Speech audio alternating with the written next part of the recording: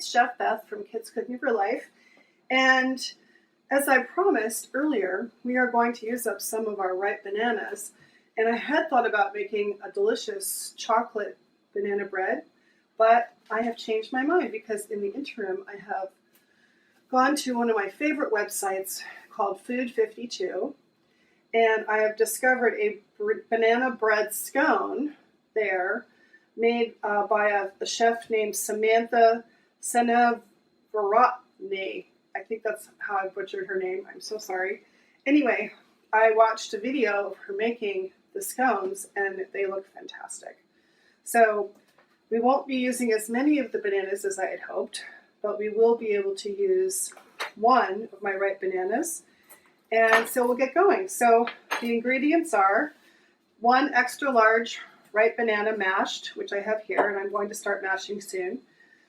1/3 cup of heavy cream, a large egg lightly beaten, a teaspoon of pure vanilla extract, which we'll be measuring with our measuring spoons. 2 cups of all-purpose flour, 1/3 cup packed dark brown sugar. I have light, so that's what we'll use. 2½ teaspoons of baking powder, which I have here. 1/2 teaspoon of kosher salt. A stick of cold unsalted butter, roughly cut into 1/2-inch pieces, and 2 1/4 ounces of semi-sweet chocolate, chopped, or about 1/2 cup. And 1 1/4 ounces of hazelnuts, toasted or skinned, and if you don't have hazelnuts, you can use walnuts, which is what I'm going to use. So I'm going to get to mashing here, because our banana is very ripe. And as always, before I started cooking, I washed my hands. And because we're in quarantine, we did it singing the happy birthday or twinkle twinkle little star, Mary had a little lamb twice.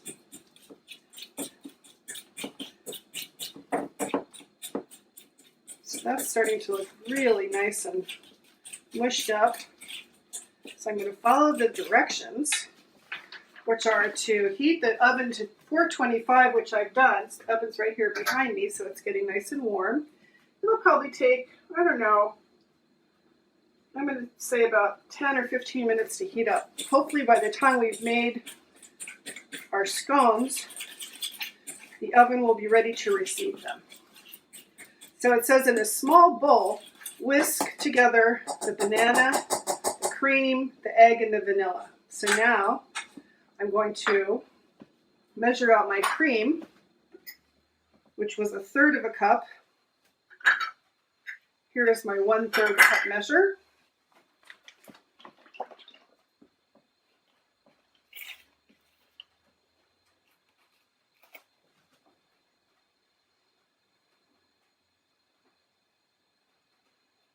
There's a 1/3 cup of cream.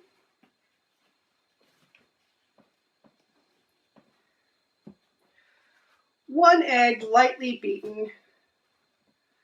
And what I do with that is I just take a container, break my egg into it, and grab a fork or a spoon.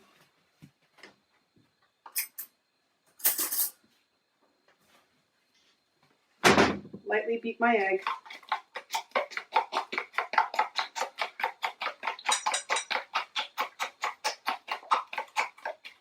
There we go.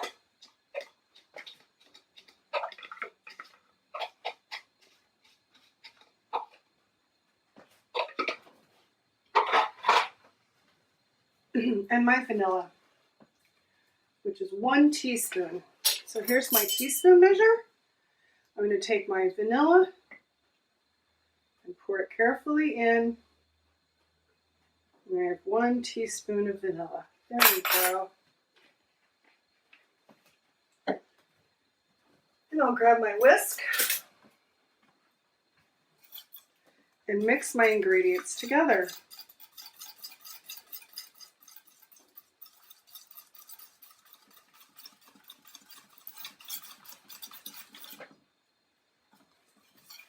Now, as you can see, everything is nicely mixed. It smells really banana-y and good. Now, I didn't take my butter out. Just going to make sure all that cream is in there. I didn't take my butter out because I want it to be very cold when I'm working with it. So I'm going to go get my butter out of the refrigerator, and I'll meet you back here in a second.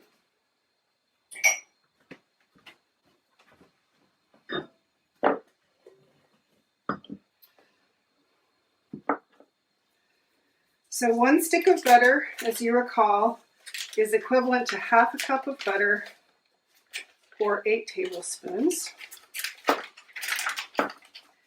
And the instructions say to cut them into 1/2-inch pieces.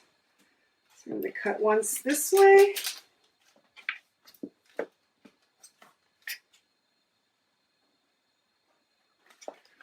And then again this way. And then I'm going to chop them up into pieces like that. Again, we're trying to keep the butter as cold as possible because it makes better pastry that way.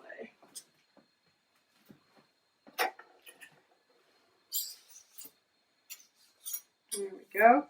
I'm not touching it with my hands because my hands are a little bit warm. There we go. So our butter's already cut. Now, we need 2 cups of all-purpose flour. My measuring cup is a little bit big to go in the mouth, unfortunately, of this flour. But I do have the ability to use my other one. And remember what I said before when we were measuring? We want to skim the top to make it nice and even. There's 1 cup. We're going to go for the second one. I'm trying not to spill out of the side here. There we go.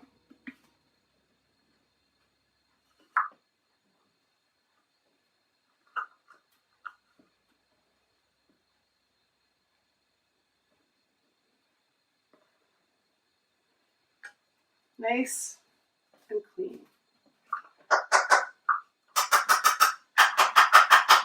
So we have 2 cups of all-purpose flour. We add our butter.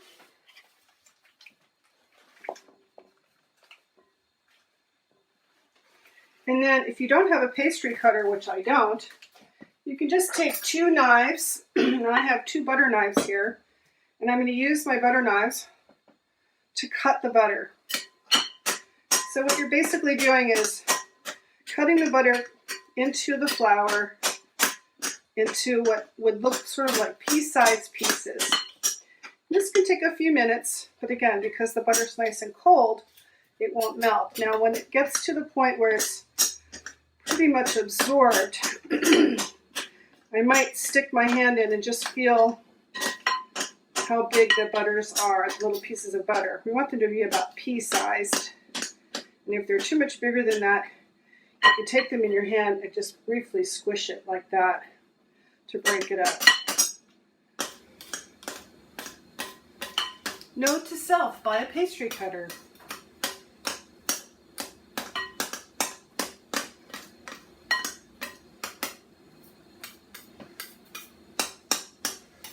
And I'm going to use my hands to break up some of the bigger bits. Just squish it. What you try and do is you pick up the butter with flour on your hands so that the butter doesn't really touch your skin.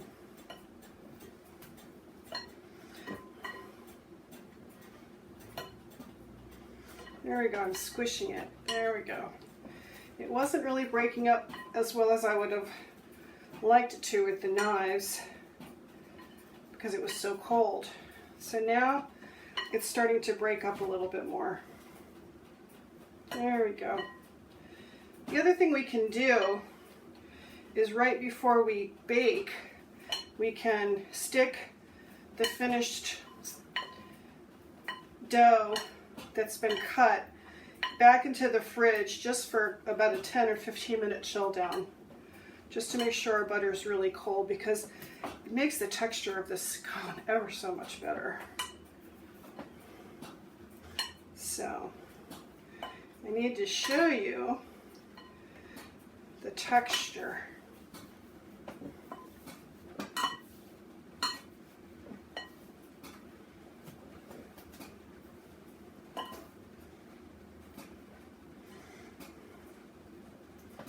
We do the same kind of thing when we make pie crust.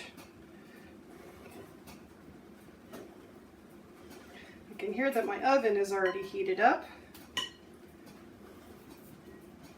There we go. So let me just show you that our dough looks sort of like cornmeal now, and it has some pea-sized bits in of butter. See that? Okay. Now we need to add our brown sugar, which is 1/3 cup packed. I'm going to use my 1/3 cup here. And packed means you stick it in the cup and then you just pack it in nice and tight. So it's very tight. There we go. Just like that. That's our 1 cup of sugar and baking powder. We need 2½ teaspoons. So I'm going to dry my teaspoon.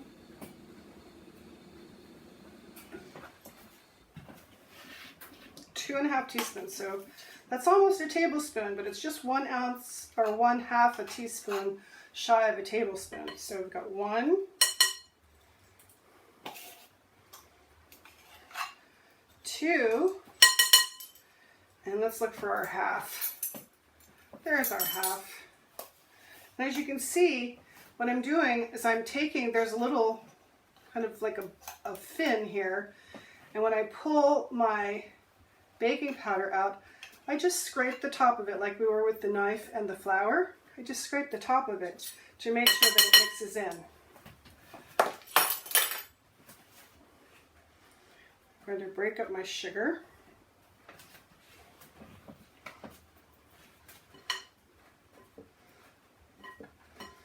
Mix everything together, and there's a little bit of salt that we have to add. So I'm just going to add the salt. 1/2 teaspoon of kosher salt. Here's my kosher salt.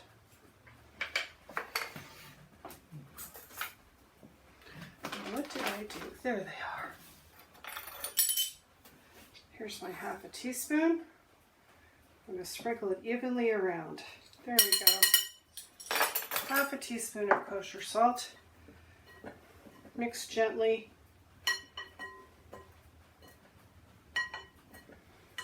There we go. Perfect. It calls for 1½ ounces of hazelnuts. So I'm going to use walnuts instead. I'm going to put in about the equivalent of about 1/2 cup.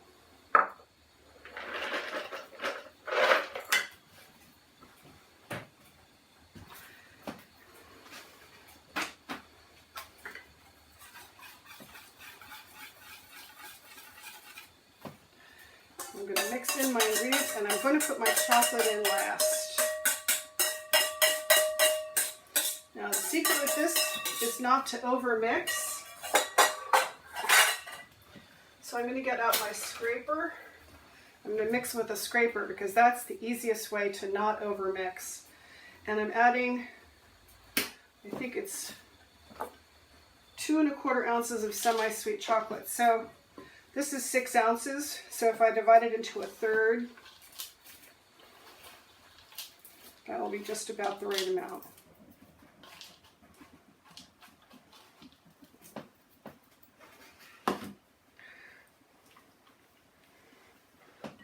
So I'm just going to fold my mixture together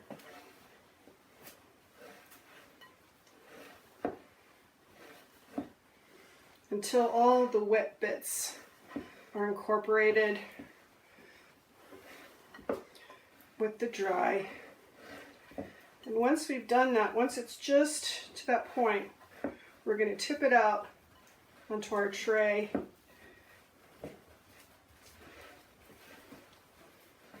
There's a few more dry bits there, but I think we're good there. Okay.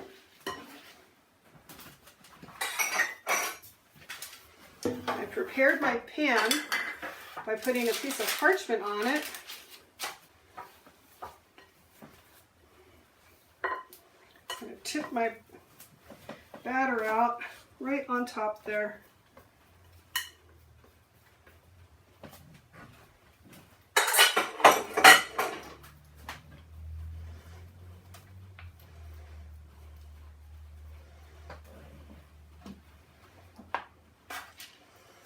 And I'm just going to form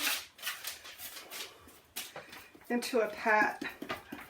Okay, it's a little bit goopy, but about approximately 6 inches around, like so.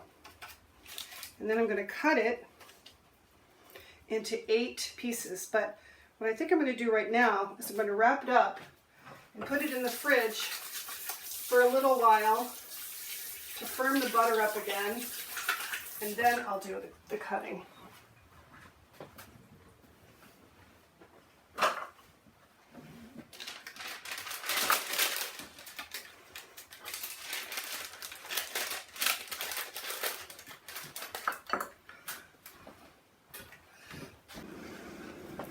So while we're waiting to finish making our scones, I'm just cleaning up my work area so that I can prepare for the next recipe. I'm washing my dishes and cleaning off my surfaces here and drying everything so that it's good for the next time. It's always nice to clean as you go, because then you don't have such a huge pile of dishes to wash afterwards. And if you have a dishwasher, that makes it all the easier. So after we finish cleaning up, we'll go and get our scones out of the refrigerator where they're cooling off. We'll cut them and then we'll put them in the oven. So I have to apologize because in the interim between putting the dough in the freezer or in the fridge and getting it out again and then cutting it up and putting it in the oven, we had a technical glitch. So I wasn't able to actually get the film of me cutting up the dough and putting it on the pan and putting it in the oven. So what I thought I would do is give you a little tutorial on paper, and that way you wouldn't miss the information. So basically what you're going to do is, here's the dough, and you're going to cut it one way in half, and then the other way in quarters. And then you're going to cut each of those quarters in half again, like so. So you'll have 8 pieces all together. And then with those 8 pieces, you just want to, space them in the pan so that they are evenly spaced from each other. And if you'd like to, you can brush the tops with a little bit of cream before you put them in the oven. So I apologize for our technical glitch, and next time we'll try and get all the film that we need. In the meantime, we'll finish up, and thank you.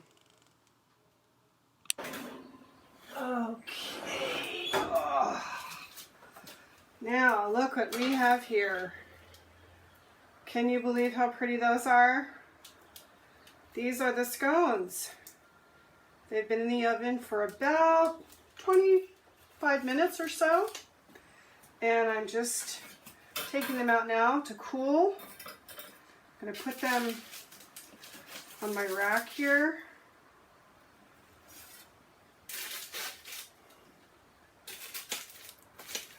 They are gorgeous and they smell amazing.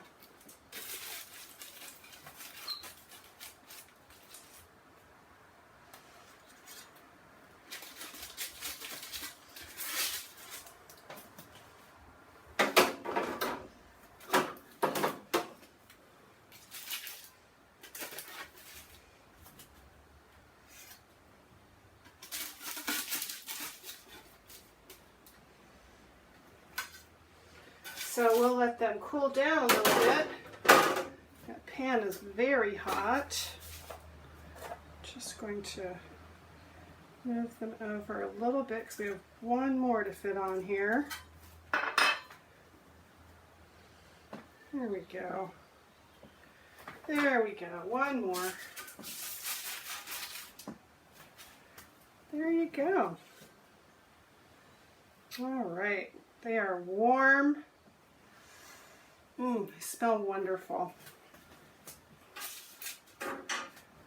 So I hope you enjoyed making our beautiful banana bread scones with chocolate and walnuts today.